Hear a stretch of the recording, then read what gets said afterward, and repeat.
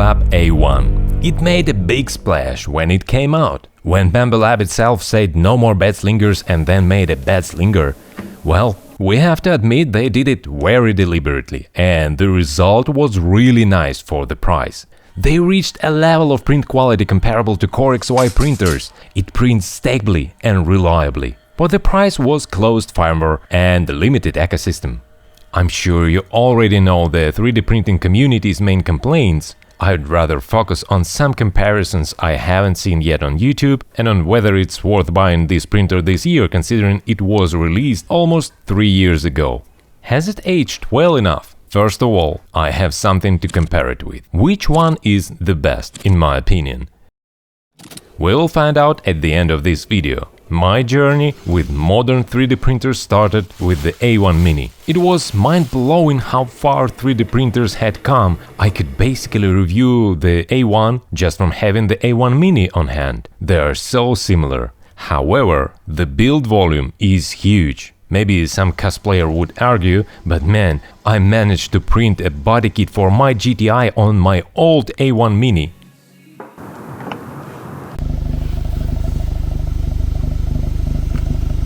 Honestly, about 90% of the models I print don't exceed a 200mm cube. I never struggled with my A1 Mini, though there was one project that needed a big complicated logo, so I had to upgrade the build volume just for that.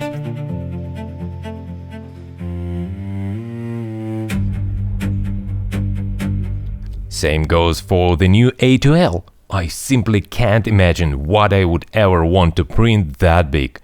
So the good old A1 is a sweet spot for almost anything. Electricity consumption.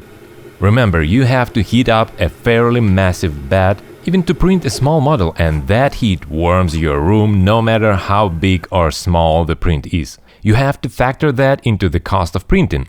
An enclosed printer would handle this more wisely by keeping some warm air inside, which would save some money in the long run. Some people build enclosures to trap the heat and reduce warping on large PETG models. Or so I thought, but my power measurements showed me this. The X2D draws about 120 watts, the A1 90 watts. I think it's because of the bright lighting and powerful fans that blow cold air directly onto the heat bed, making it work harder to stay hot than on a bed slinger. Oh, by the way, you have a 256 by 256 bed, but if you try to print a box, a cover or any other enclosure wider than 150mm, you will inevitably run into corner warping with PETG.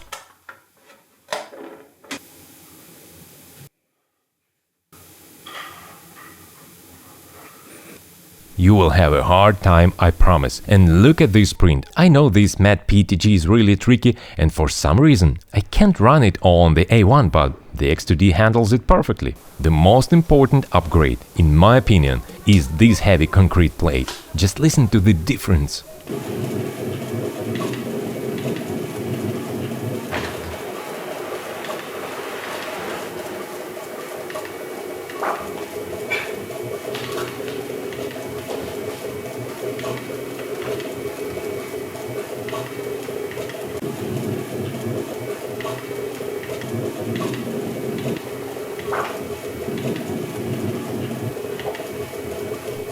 I did the same trick with my old extremely noisy Ender 3 clone, and the difference was dramatic. This guy isn't as noisy as that dinosaur, but still it doesn't hurt to make it even quieter. I think I should add this model to Maker World, because I believe it looks much better than a random concrete slab from a hardware store. You should put something soft and springy underneath the plate. Rebound foam should work perfectly, though I used these felt pads and they work okay. Unfortunately, I didn't film the concrete pouring, but it's quite straightforward. You print 4 pieces of the mold, glue them together and pour in cement or any tile adhesive, whatever you got. Kudos to Bambu Lab. They recently added a nice feature in a firmware update. Now it's much easier to print simple multicolor models. They made the color changing process much quicker and easier. It is called multicolor with external. Usually I don't need fancy useless multicolored toys, but man, sometimes I need text on the bottom of a model and this feature genuinely helps. It would really come into play when you need a nice support interface for easy support removal.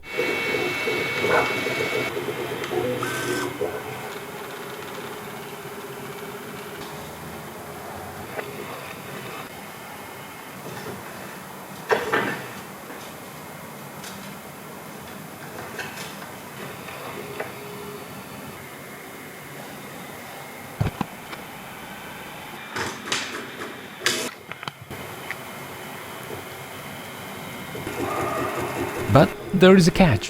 When you make support interfaces from a different material, you risk really bad layer adhesion between those adjacent layers in your model. Because even with a huge amount of flush material, some leftovers of the previous filament remain, and no matter what I tried, it breaks right there on the A1.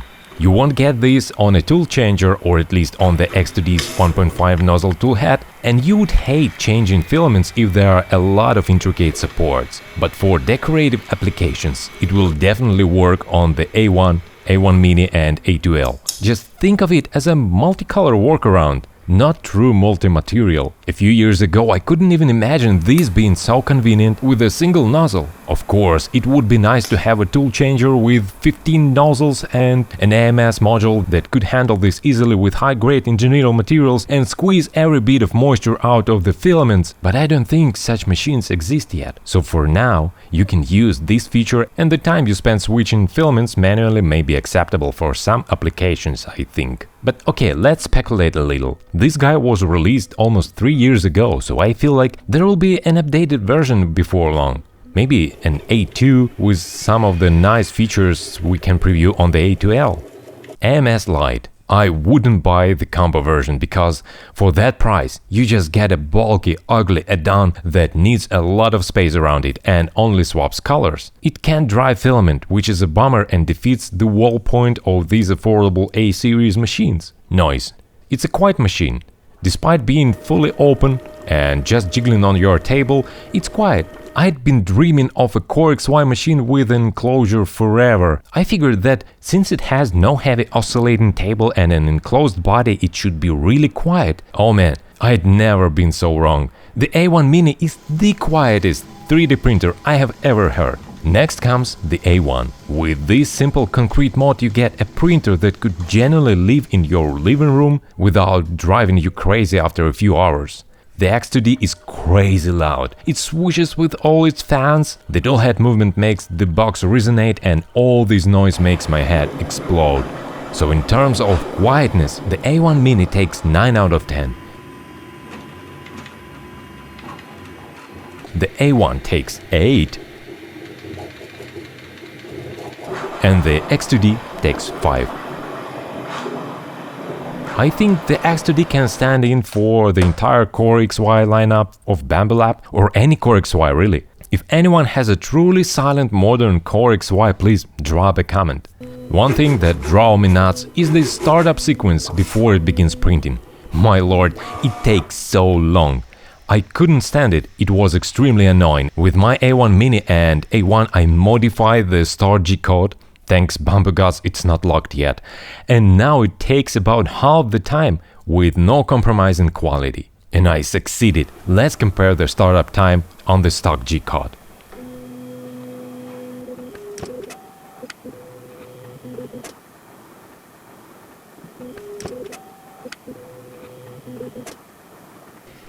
It takes 3 minutes and 56 seconds. It's annoying and irritating to wait that long to get the printer to do its job, which I need right now. Let's see my G-code. A minute and 51 seconds. That's huge. Keep in mind, it still runs all the necessary calibration and cleaning procedures. I've had zero issues with this G-code. I can easily share mine if you need it. And now let's compare it with a newer, more expensive machine. More than 5 minutes. That's insane. I'm obsessed with optimization and I won't leave it there. But that's a topic for another video. With the A1 without AMS, I can change filament even without electricity. I can cut and release it manually and do it extremely quickly. With a more sophisticated machine, you can't do this. You have to make a bunch of taps and moves to get it swap the filament. To me, it's comfort and discomfort at the same time. Of course, that's down to the different natures of these machines. You win some, you lose some. One catch: right after unboxing, I ran into this problem. The power switch was arcing severely, and I just couldn't use the printer. It could easily have set my apartment on fire. Luckily, Bambu Lab support immediately sent me a new module after I reached out. Thanks to the clear instructions from the QR code on the box, so within a few days the printer was ready to go. A bad story. But you know what? It happened again 4 months later. Yup, they sent me another one. But after I bought the X2D, I ran into another issue. After 9 hours of printing, the AMS refused to dry my filament. The problem was a small fan that just stopped working, and I had to write to support so they could send me a new one to replace it. First a small switch, now a small fan. Why do these simple parts fail? It's frustrating, but at least Bambu support sends replacements quite quickly. So I can be confident my printer will keep working for at least 2 years. Another small issue. During the first startup and initialization, the nozzle ran hard into this area of the build plate and scratched the coating. It looks ugly and odd. I like the approach they took on the A1 Mini with a dedicated wiping zone, so I think they could bring that small improvement to the A1, like in an updated version. As for Bambu Labs ecosystem policy, for my tasks, I haven't once needed anything outside the ecosystem. Given that I print functional models 99% all the time, I haven't needed to tweak low-level parameters or use another slicer because this one covers everything I need. I'm tired of endlessly tweaking a printer. I've had enough of that since my Chinese Creality clone. That said, I don't endorse this policy either. Their closest siblings are Apple and DJI. Closed ecosystem, lots of restrictions, but generally good hardware. There's just one exception. The godlike MacBook Pro I've used for years and adore, but that's because of the flexibility it gives me. I can install anything I need and modify it as much as I want when it comes to software. So when it comes to Bambu Lab printers, I think a regular user can buy one and just use it. Almost nobody complains about iOS or iPadOS, so why not? At this stage, the closed ecosystem isn't that dangerous, and if you are not a 3D printing geek with an itch for a soldering iron, you can use it with peace of mind. But we will keep an eye on it, and if things change for the worse, I'm sure there will be plenty of competitors with similar quality and affordability. Actually, there already are. Well, that's my take on this machine. I see it as a simple, well put together hammer. It just works and it has far fewer mechanisms that could cause problems, but you don't sacrifice print quality. Yes, more sophisticated machines like the P2S, X2D, Snapmaker U1 and others have their own drawbacks in terms of ease of use. It is now reached almost 600 hours of runtime on this A1 and over 400 hours on the A1 Mini with no issues except that power switch twice. I have printed a lot of different projects and pushed these machines to their limits. I believe my opinion has aged well enough to tell the truth. So which one is the best? The A1 Mini, of course. I was genuinely shocked by how compact, capable and well put together it is. For the price, it's a unique machine with all the features you would need. And you know what? I would keep it, if only for the aesthetics and the value. I genuinely miss it, but at some point my client needed a specific project with bigger prints, so I had to switch. All these machines have a similar level of print quality, so choose only by build plate size and footprint. I was totally happy with the A1 Mini and A1, but I bought the X2D on a whim. Well, that's the way the spool turns.